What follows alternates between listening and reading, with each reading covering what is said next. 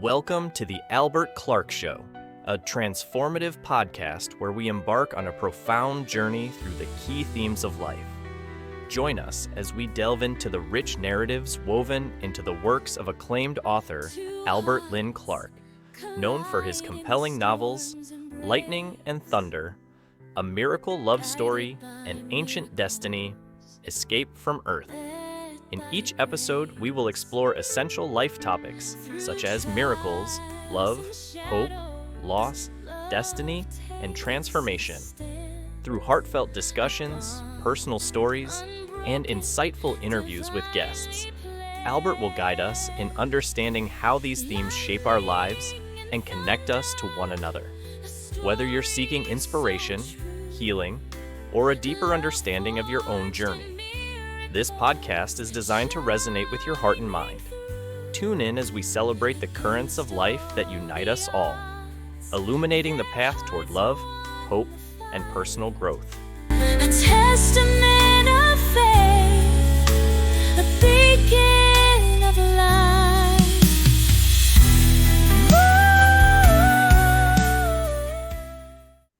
Hello, everyone. I'm Albert Clark. I have been writing books, but I'll tell you a little bit about my background. I spent 39 years with the Air Force. I have lived in 2 other countries. I have lived in 8 states in the United States. I have traveled to all 50 states in the United States, and I've traveled to a total of 30 countries.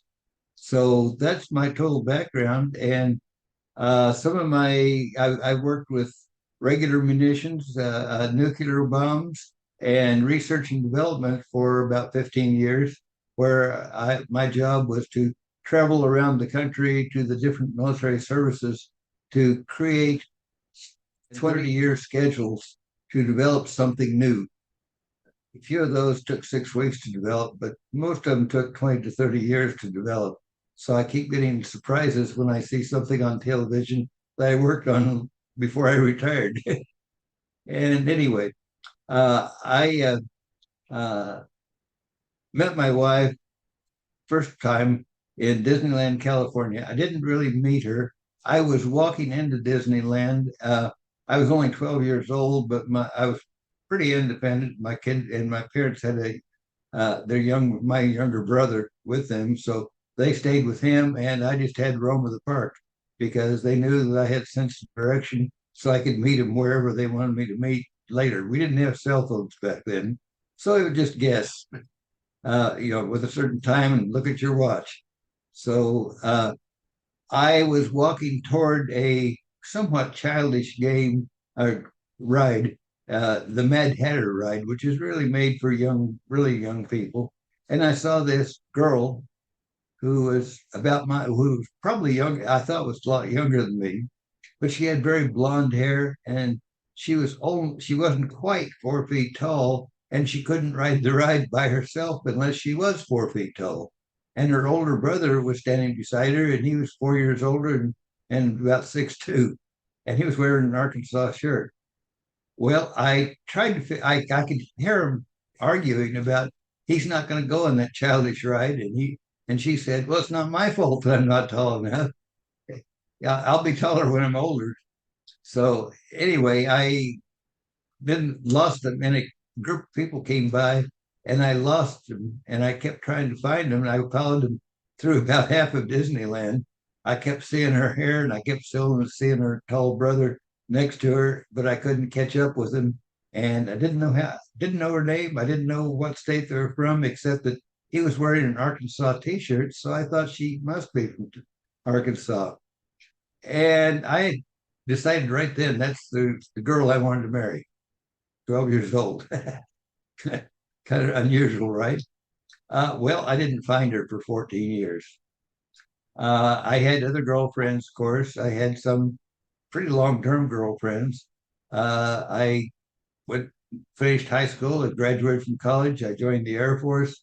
I had been in the Air Force for quite a while, and I had been in Southeast Asia, and I could do a whole program just on my experiences over there in the Vietnam War, but I'll skip that. After coming back from the Vietnam War, you're given a choice of what bases you want to go to. Well, you don't always get that choice. You sometimes get you ask for Florida and you get North Dakota. Anyway, I chose Arkansas as my first and second choices because there's two bases in Arkansas. So I picked those two bases in Arkansas as my first and second choice, with the odd chance that I would ever see her again. Now, when I was a teenager in college and so forth, I literally drove over to Arkansas looking for her. You're not going to find somebody out of several million people just by driving around. So I drove to Fort Smith, and I drove another trip up to Fayetteville, Arkansas, where the University of Arkansas is. What I didn't know was she was actually from Wisconsin, not Arkansas. But when she was 15, her parents moved her to Arkansas, and then she went to a private girls' school in Memphis, Tennessee. Well, I'm not going to find her in Arkansas when she's in Tennessee. And then she went to college, not in Arkansas, like I drove around the University of Arkansas, but she went to a private girls' school in St. Louis, Missouri. Anyway, I came back from Southeast Asia. I got assigned to Blytheville Air Force Base, Arkansas, and I didn't want to live in base housing with a bunch of other guys. So I wanted to have be with the civilians. So I moved into an apartment house, and I didn't know it at the time, but there were three single college-educated girls that were living in that in that one building, apartment building. Now picture this like an old motel where it's got two floors, and the second floor is just one balcony from one end to the other, with a staircase at each end and one staircase in the middle. So I had the other two girls came and looked me up to say, "Hey, I'm here. I'm single. You're an Air Force officer that's single. We're interested." But I didn't meet the third one. Well, a couple of weeks later, there was a tremendous thunderstorm with lightning flying all over the place, and Blytheville, Arkansas, is coming down out of the mountains there in Arkansas, and it hits the flat plain right before you hit the Mississippi River. So right at that point, before it hits the Mississippi River, all the storm just release all the lightning right over Blytheville. Well, I'm standing there holding on to the metal railing. That's a really smart thing to do in a lightning storm, right? And in a flash of lightning, I saw her standing down by the central staircase, holding on to the metal rail, watching the lightning. So I said, "Oh, well, I'll go down and meet that third young college-educated girl that lives in this building," because I hadn't seen her before. So I walked down there, and I was standing behind her when there was a very close flash of lightning and a big boom following immediately, and she backed up right into me. And she said, "I'm sorry, I didn't see you standing there." And I said, "Let's get married." She said, "What?" I said, "Let's get married." Because I knew in that flash of lightning that she was the girl I'd been hunting for 14 years. She was the one I saw in Disneyland when she was only 4 feet tall. Well, she wasn't quite 4 feet tall. Now she's 5 feet tall by stretching. She's barely 5 foot tall. And anyway, she said, "What did you say?" And I said, "Let's get married." And she went into her apartment and closed and locked the door. Not surprising. So a couple of weeks later, Miss America was in September of that year, and she went down and bought a small color television. Well, it was the only color television in the entire apartment building because color televisions were kind of new back then, and it was a small one, about a 15-inch television.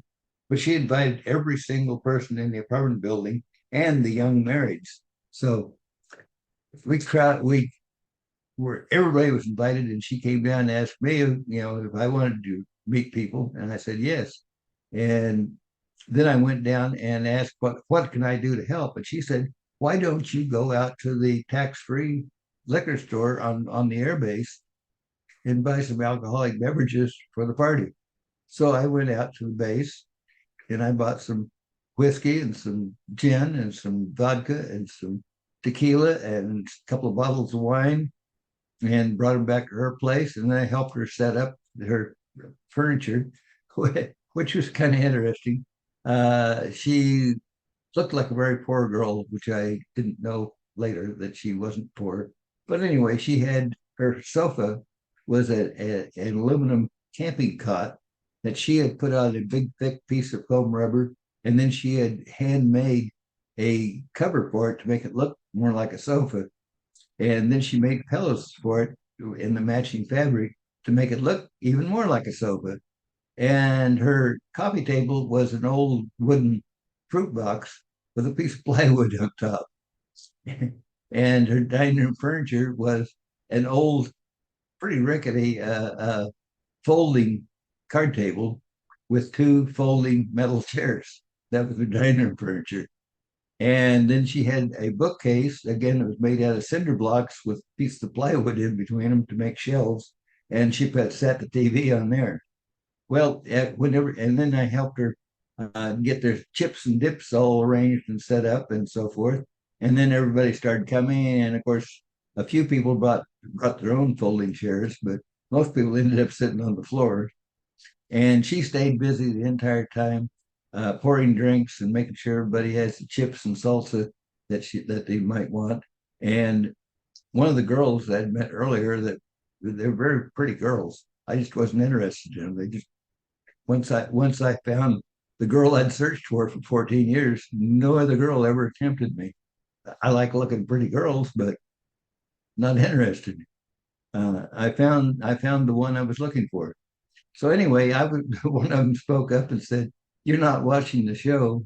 All you're doing is watching Carolyn as she goes about emptying ashtrays and serving drinks."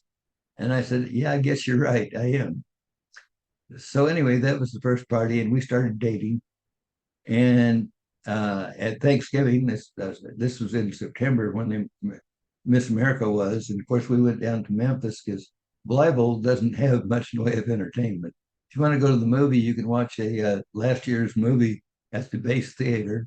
If you want to go bowling, you go to the Base to bowl at the Base Bowling Alley.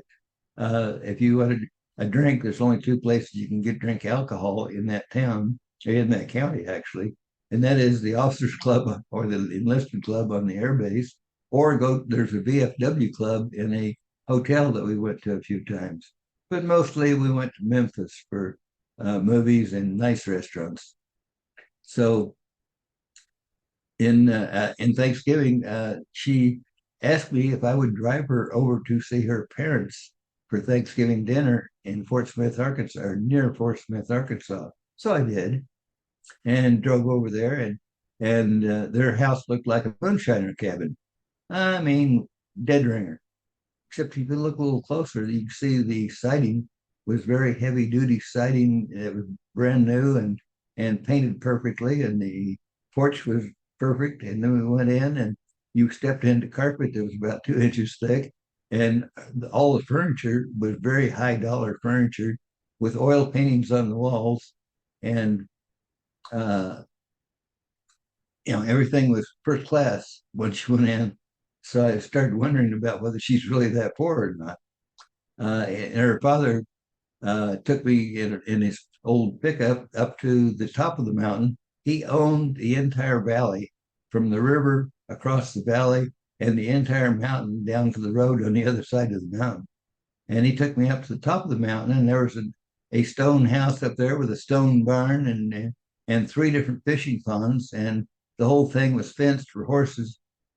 Beautiful place if you want to live on top of a tabletop mountain and have a dirt road to climb up and down with a four-wheel drive vehicle.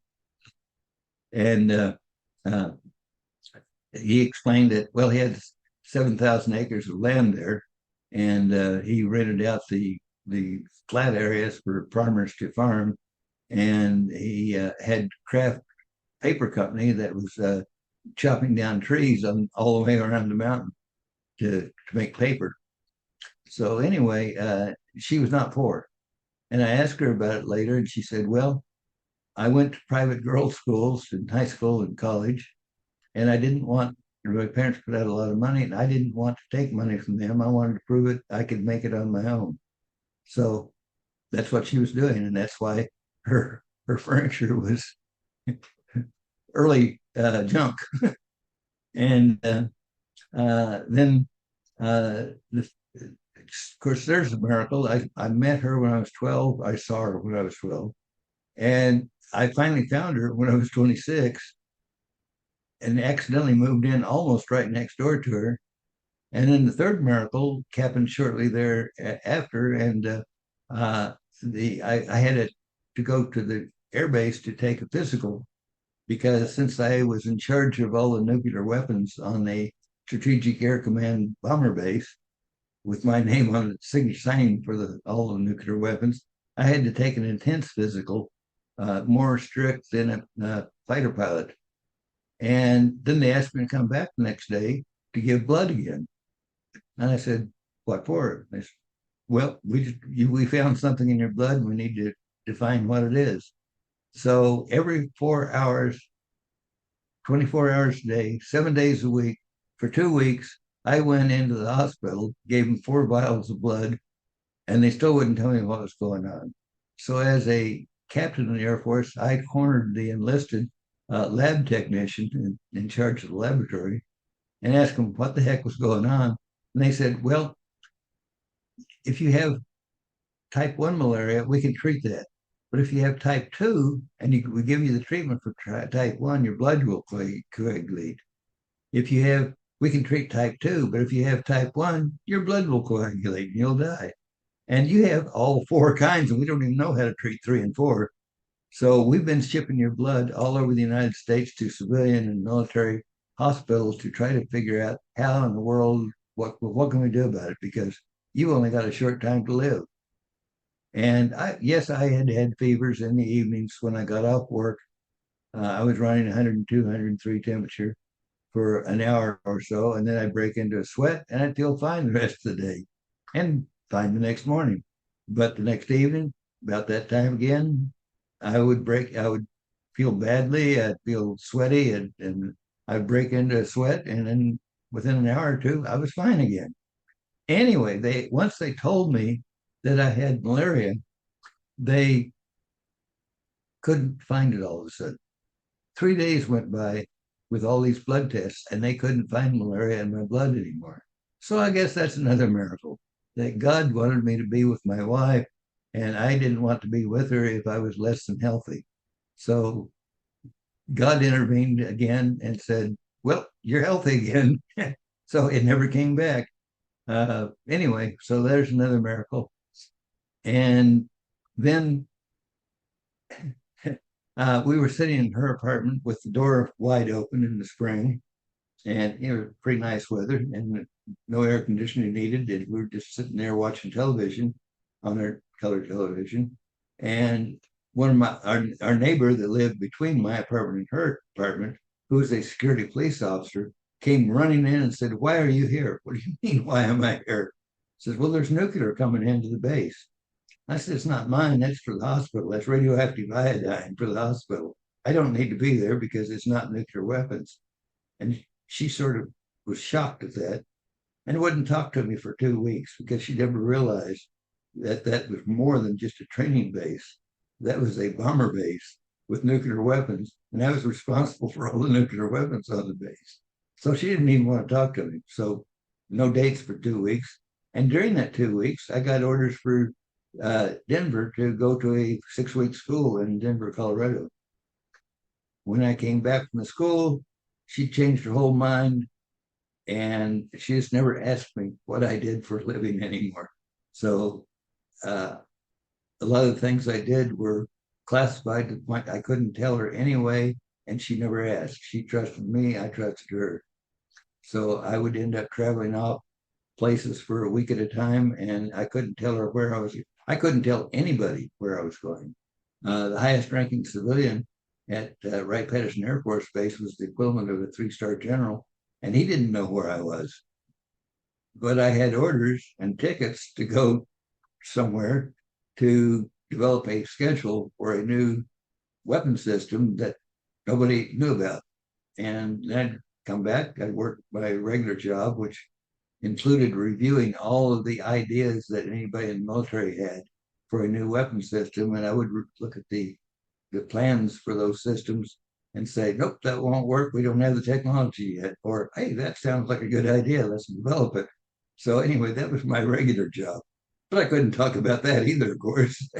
So she just had to trust me. Shortly thereafter, we got pretty serious after that because she had determined that she was never ever going to get married because she knew she couldn't have children from the time she was 15.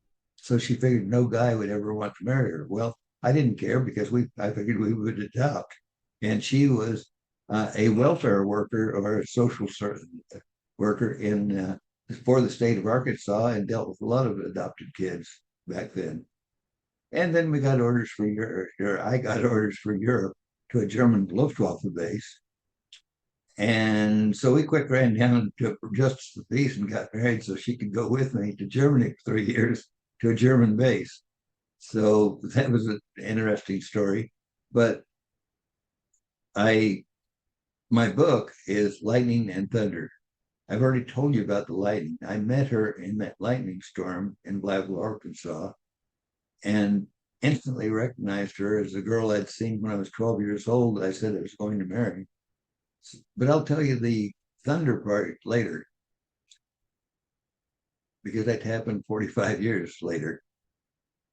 But so we went to Germany, and I had a high security clearance working with nuclear weapons. But when we moved to Germany, I needed a higher security clearance.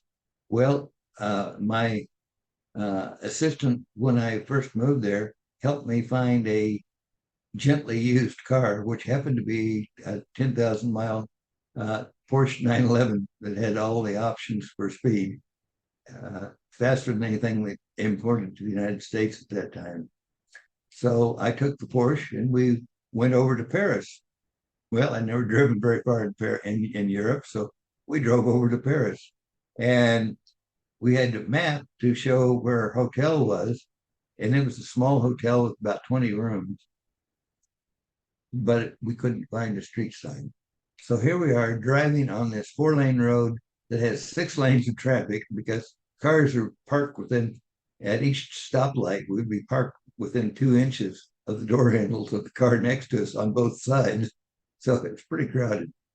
And then I decided, I couldn't find a street sign until I finally saw one in the rearview mirror about 10 feet up on the side of a building facing the wrong way. So there's no way I could read that in a rearview mirror 10 feet above me on the wall. So I decided we needed to get off that main road, and I tried to turn twice and got cut off to where I couldn't turn. I had to go straight. And finally, at the 3rd street, I was able to turn right and immediately saw underground parking garage. So I said, well, let's park the car and we'll walk to a corner, try to find the street sign, and then figure out on the map where the heck we are and where we need to go to get to the hotel. So I drive into the parking garage and it's full, except for one parking space right next to some stairs that went up to the main level where the street is. So we parked the car, got out, walked up to the street to go find a street sign to figure out where we were, and discovered we were at the nearest parking space to the hotel. I was on a one-way street. We never would have found it, but something guided me there. And since then, I've always called it God's positioning system, not GPS as we know it, but God's positioning system. I couldn't tell you whether I was going east, west, north, or south, but I knew that I should go right, left, or straight. Or if I went too far, I knew I was gone too far, but I don't know how I knew that. And I'd turn around and go back until I got the impulse to turn left or right. And it seemed like I usually took the shortest method of getting where we wanted to go without having any idea where we were on the map. But anyway, there we were at the hotel. And so we checked in, we went back down, got our suitcases and checked into the hotel. I would call that another miracle because I was really lost. I had a vague idea of what quadrant of Paris we might be in. And the hotel might be in that same coordinate. So anyway, so that night we take our dog. We had a miniature poodle that we bought after we got married in the States, and walked down to the Louvre, which was closed, of course, because it was 9 or 10 o'clock at night. And we went into the park, and we walked around the outside of the park because the main walkway through the middle of the park was full of people, had park benches and so forth. So we took the sidewalk around the outer wall. of that park. And we went by numerous gates that led out into the side street. And we just kept going and going and going. And then we heard police whistles and people running all over the place. So we decided there's no way we want to go back to that main street at all. So we stayed next to that exterior wall and just kept walking. When we get to the other end of the park, there's a 30-foot tall wrought iron gate with a chain and padlock blocking it. And off in the distance, at the other end of the Champs-Élysées, you can see the Arc de Triomphe as a small building way off down the way.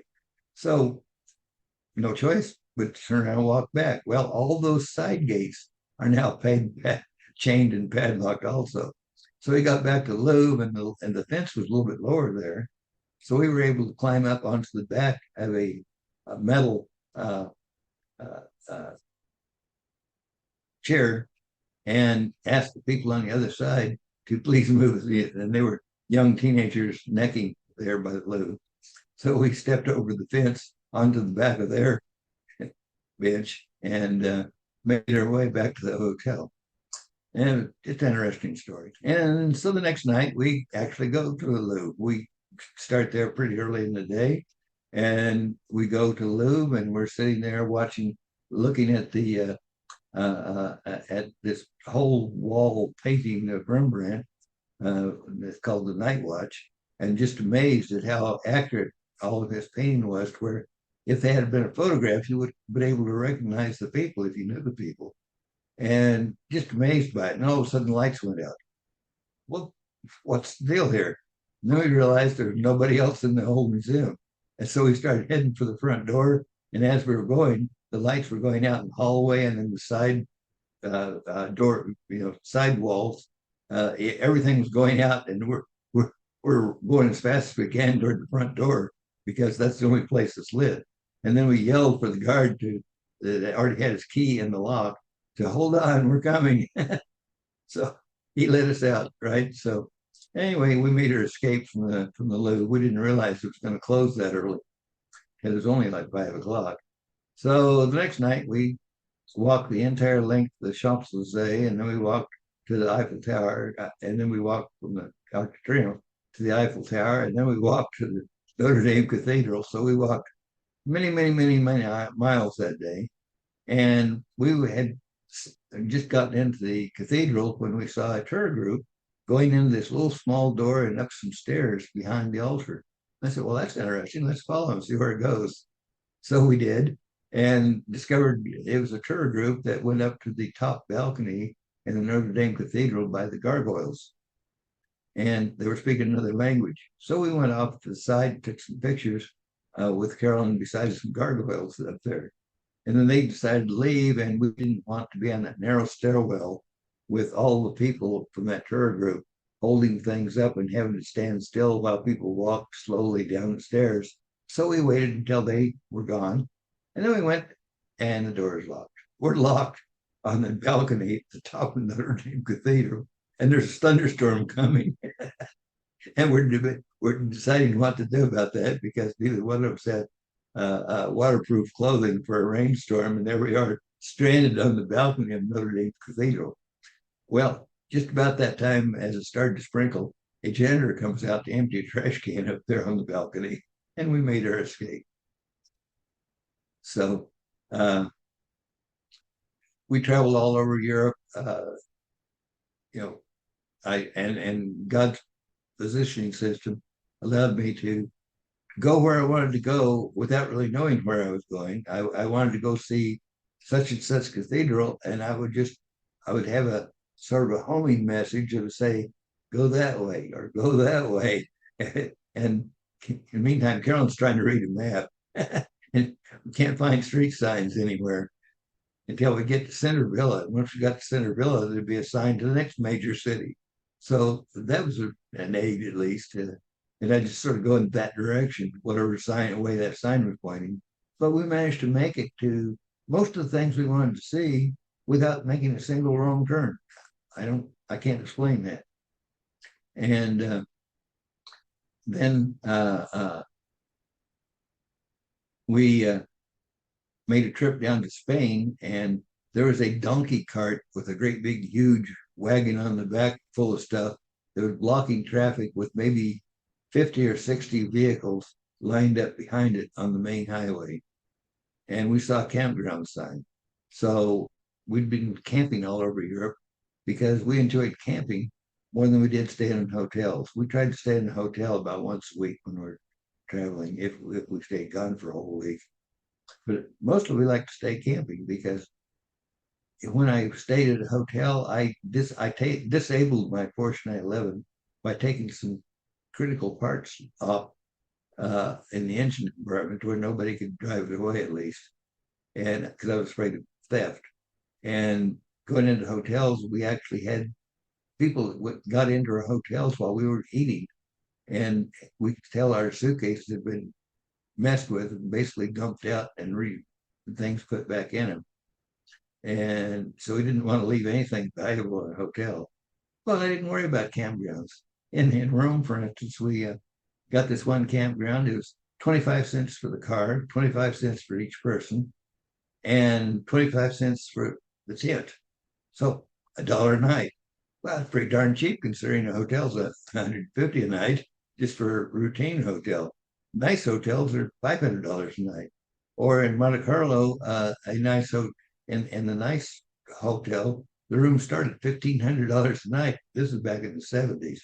And that is one town we actually spent a night in a hotel, was at Monte Carlo. And it was nice to drive in a Porsche because when we drove up to the casino there, they assumed that I was rich because I was driving a Porsche 911. So they treated us like royalty as we went in. And we didn't gamble or anything. We just watched them gamble for a while and then left. But they treated us like royalty because I was driving a Porsche 911. So that was interesting. And Carol and I had this special relation where we thought alike. She would have an idea and I'd already been thinking of it, or I would have an idea and she was about to blurt something out on her own. So anyway, we never had anything to argue about because we agreed on everything, whether it be politics or religion or what, or whether that's pretty or not. We always agreed. It was that way. I mean, we were made for each other. So anyway, one of our later trips, we got off that road that was behind the donkey cart, found a campground, camped there for the night. Tried to get some sun the next morning. It took about 30 minutes to get sunburned because Germany doesn't have much in the way of sunshine, so you don't get sunburnt. You could lay out there all day long and not get a tan. You go to Spain on the Costa del Sol with beautiful sandy beaches and beautiful water, and 30 minutes, you're well done. You don't need to be in the sun anymore.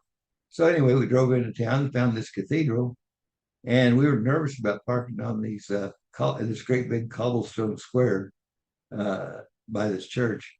And a priest came out and said, "It's all right to park there. That's where people park when they're coming to church." And and this is in Spanish. I don't speak Spanish, but I could tell what he was saying. So we went in and he showed us around the cathedral, and he showed us this huge wooden organ that covered the whole front of the church. And they tried to tell us some other famous things about the cathedral, but I never could understand him. And I tried to look him up on the internet back after the internet was invented. I never had figured out all the things he was trying to tell us there about famous things about the cathedral. But the one thing we definitely remembered was he took us into his private collection, and in a glass box, the glass display box, he had this huge ornate Bible that Christopher Columbus himself actually dated and signed in 1491, the year before he sailed to the Americas. 2 days later in Barcelona, we found 3 replica Columbus ships that were being prepared to sail to the Americas in 1992 for the 500th anniversary of Columbus sailing to the Americas. And we got a tour through the ships. That's kind of neat, right? So we moved back to the States after my assignment was up, and we lived in New York and Oklahoma, and then back to Ohio, and then back to Oklahoma again, different assignments. My job moved me around. And another miracle thing was when I first came back from Germany, I was stationed in New York at a little small at a radar site in Saratoga Springs, New York, which is, if you watch the TV show of Saratoga, it's famous for the summer home of the rich and famous. So we met quite a few rich people there when we go over to the horse races. We met some very wealthy people and high-rank politicians, and they were just regular people. We talked with them. They invited us over to dinner, which we didn't go to because we weren't the right class. But anyway, that was interesting and fun.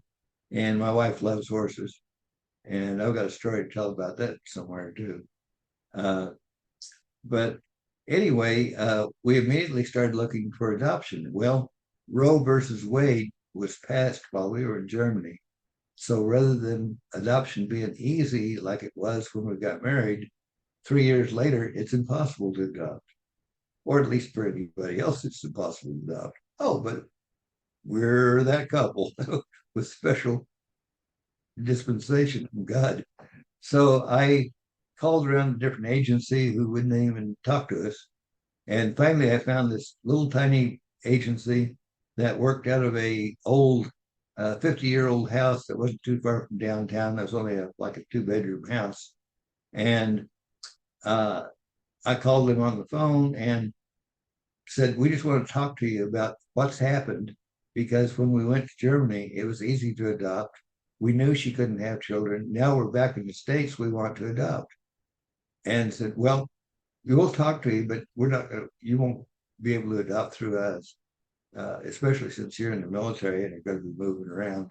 So, but you can come down here and I'll talk to you, but you have to pay a regular fee. Well, what's that? She said $500. That means you have to fill out the adoption papers, and we have to interview you, and then we have to do home visits to see whether you're got a suitable home for kids, and then we have to. That includes your attorney fees and the court costs if you were to adopt. But we're not going to have any children for you. I said, okay, well, let's just go down and talk. So we made an appointment a couple of days in the future, went down and talked to her, and she had us fill out the adoption paper, and she talked to us. And then it was close to Christmas, so we drove home to Arkansas and Oklahoma to visit my parents in Oklahoma and her parents in Arkansas, and came back, 2 weeks later, and we got a call from the adoption agency. We have a 3-week-old child. Would you like to come see it? Of course. So we go down to the adoption agency, and they hand us a 3-week-old baby boy with blue eyes and brown hair, very light brown hair, and perfect health, and said, normally wouldn't give you a child in less than 30 days, but we understand there's a blizzard coming in, and you wouldn't be able to get here then anyway. And we know we've been working with the mother for months now, and helping her, prenatal care and so forth. And she's ready for somebody to adopt her son. And so we said, great. Well, we were not prepared. We didn't have a diaper. We didn't have a baby bed. We didn't have anything for a baby. So as we're driving away, we have to go buy a Sears Roebuck on the way back to Saratoga Springs, New York, Lifestyles of the Rich and Famous. And we bought everything.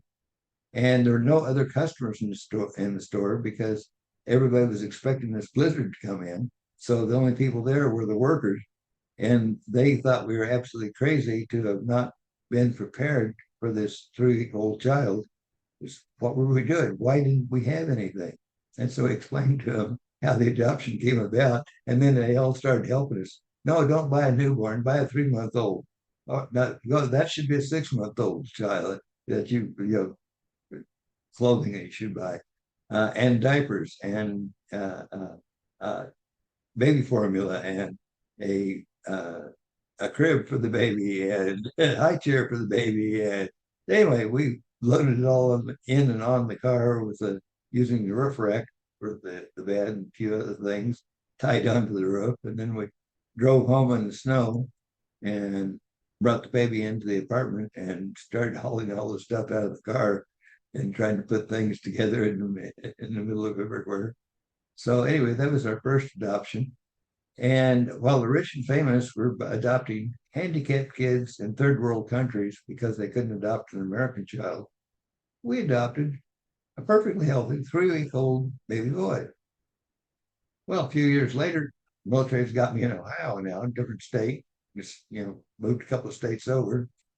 And we decided we'd like to adopt a girl. Well, I talked to normal adoption agencies and they just laughed and said, we're not even going to talk to you. And then I found that same agency in Dayton, Ohio. I didn't know if that agency was in multiple states, but they were. So I called them up and I explained that what the deal was, that we adopted through their agency before, and now we'd like to try for a baby girl. So we went down, filled out the paper. They did their investigations. And a couple of months later, we have a 6-week-old baby girl. Well, one thing we worried about adopting another child was our son was born on the 21st of December, which is so close to Christmas, they could never have a birthday party because parents don't want to be buying birthday presents for a child when it's so close to Christmas and they're buying stuff for their own children. So he never really had a birthday party. So we were worried that this new girl that we had would probably be born during the school year and she'd have a grand and glorious birthday party. Nope. Her birthday is 24th of December. So their birthdays are right there at Christmas. So they can never have a birthday party. So just last year, she's 43, her brother's 49, and they went to see the Broadway play in Oklahoma City called The Grinch, wearing Grinch t-shirts. Because the Grinch, every year at Christmas, they would buy each other something that was Grinchy because of the fact they could never have a birthday party.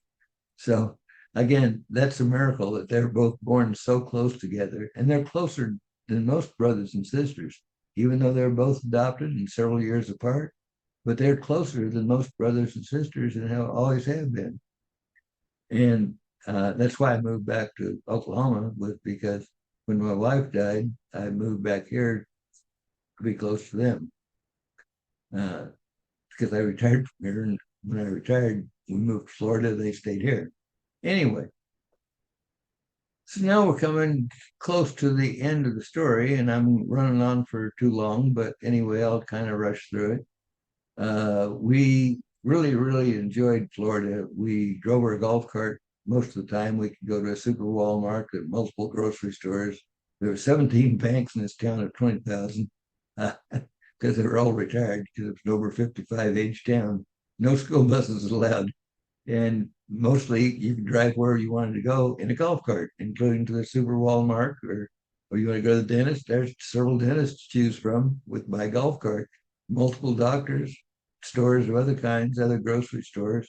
We had, I think it was 7 or 8 different pharmacies and the hospital. So, and we took cruises. A lot of time we cruised right out of Tampa, which is only 30 miles away from the cruise port. So we could take a lot of cruises very easy.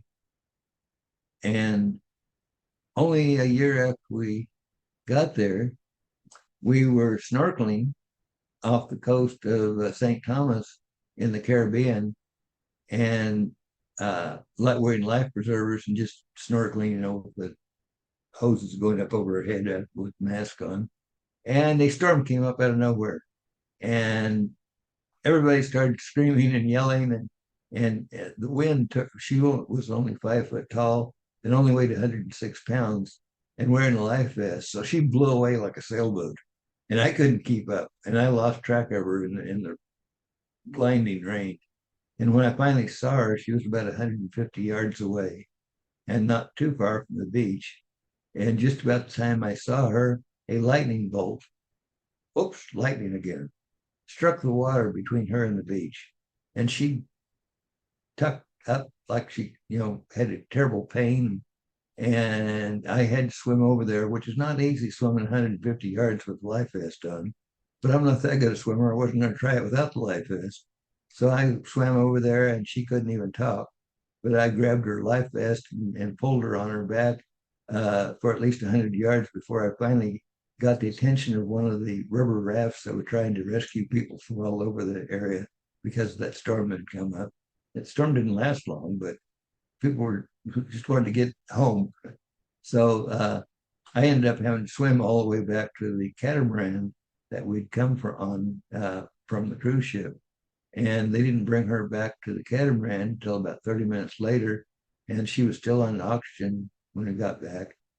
And she seemed to be okay, except her shoulders hurt and her jaw hurt. But we went ahead and finished out the cruise.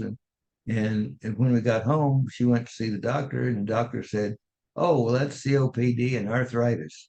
You can't breathe very well because of COPD," which we didn't believe, and arthritis because you're that age, over 60, and your jaw hurts. Well, you got to go see a dentist. So he went to the dentist, and the dentist couldn't find anything wrong with her jaw. And 5 months later, we'd seen 5 different doctors. Nobody gave her the right medicine. Nobody diagnosed a heart attack. But I took her to the emergency room and said, "I think she's had a heart attack. What can you do?" And so they tried to give her a stress test and said, "You're lucky to be alive." And they transported her by ambulance up to Tampa General Hospital, which is a major hospital in Tampa, Florida. And wouldn't you know it, again, God miracle. I'm skipping over 1,000 small miracles, but this is a big miracle. There's only 2 doctors in the United States that knew how to repair her heart, and one of them trained under the other doctor in upstate New York, and then moved to Florida. And he was a transplant doctor at Tampa General Hospital, and he delayed a transplant to open her up and repair her heart. And the other people in the hospital gave her a 2% chance of surviving the surgery. And she spent 5 weeks in the hospital, and they cut away part of the pericardium to give her heart more room to breathe. But within a year, we're back on the cruise ships again, going all over the world. As a matter of fact, the picture on the front of the book of us in front of the pyramid was taken 3 years later. And we went to Alaska and traveled around Europe and traveled in multiple cruises to Hawaii and all kinds of places. And she seemed to be doing just fine until all of a sudden, 9 years later, we went on another cruise. We danced for 2 hours until the cruise ship band quit at midnight, rock and roll band, and we danced for 2 straight hours. My legs were turning to rubber because I was so tired from trying to dance. And then on the next day, we got back to port and then went home, got the dog out of the kennel, and went to a Broadway musical. And on Monday, she was the maid of honor at a wedding on a dock there in Sunset Center, Florida. On Friday, she was going to cook for the newlyweds and invite them over for dinner. And then after dinner, she wanted to take them to a nightclub for dancing. But she went to the grocery store, and I went one way to buy wine. She went the other way to buy some fresh rolls for dinner. And she got trapped by other people's shopping carts in the flower aisle, which was huge. And when I found her, because we were supposed to meet at the cash register, I found her standing, hanging on to one of the big flower displays just to keep from falling down. And she couldn't move because people's shopping carts refused to move and didn't speak English to where we couldn't tell them to move. So I went in there and started shoving people around, took her out, took her right straight to the hospital for a shot of epinephrine and a breathing treatment because she had asthma all her life. And since she was 15 years old, she had an inhaler and needed an EpiPen. But the doctors there in Florida wouldn't give her an inhaler or an EpiPen. So I take her into the hospital for a shot of epinephrine and a breathing treatment. And she had been to that same hospital 8 other times for a shot of epinephrine because she would have an allergic reaction to something. And so had been there multiple times, expected to get a shot of epinephrine. Matter of fact, she, gasping for air, told the doctor, I need a shot of epinephrine and a breathing treatment. He ignored her, ignored me, ignored the fact that she had a living will or advance directive that said, don't ever put me on any kind of life support. And that's exactly what they did. They locked me out where I couldn't get into the room. And I could hear her screaming. And I hear the doctor screaming, that's too large. Give me a smaller one. No, give me a child size. And I didn't know what it was, but they were trying to jam an ordinary breathing tube down her throat. And her throat had constricted because of the allergic reaction. So they ended up using a child size tube to stick down her throat. And I think they destroyed her vocal cords. Anyway, when she came out, she was still yelling and screaming. And 15 days later, after telling me that her entire body, including her brain, was dead,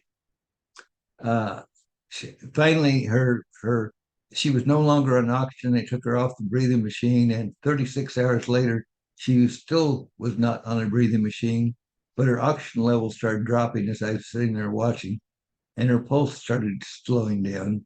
And I stood up, I gave her a kiss. I said, it's all right, Carolyn. They say you're brain dead. I don't know if that's true, but I love you and I'll see you in heaven. I gave her a kiss, and I was starting to sit down. She went, when the last air left her lung, the whole hospital shook like an earthquake. There was a loud boom of thunder that came from nowhere, and it destroyed all the electricity in the hospital, including the emergency generator. It took 3 minutes for the battery power backups to start kicking on things like life support machines, which she wasn't on, but they had her on a heart monitor, so she flatlined after when the battery power showed her flatlined. I went out and told the nurses, you killed her, and I left. So that's where the thunder comes from. I met her in a lightning storm, and at the exact moment she died, the entire hospital was practically destroyed by thunder. So lightning and thunder. I want to thank everybody for listening to this podcast, and I'll let you know that next time I've got a whole lot more stories to tell. I've got a whole lot more miracles that even happened after she died, and more miracles I can tell you about in between while we were alive and well. So until next time, I hope you will pay attention here and enjoy the next podcast also, because this is a wonderful book. Everybody loves the book. I hope you will love the book and the movie if it ever makes it into the movies.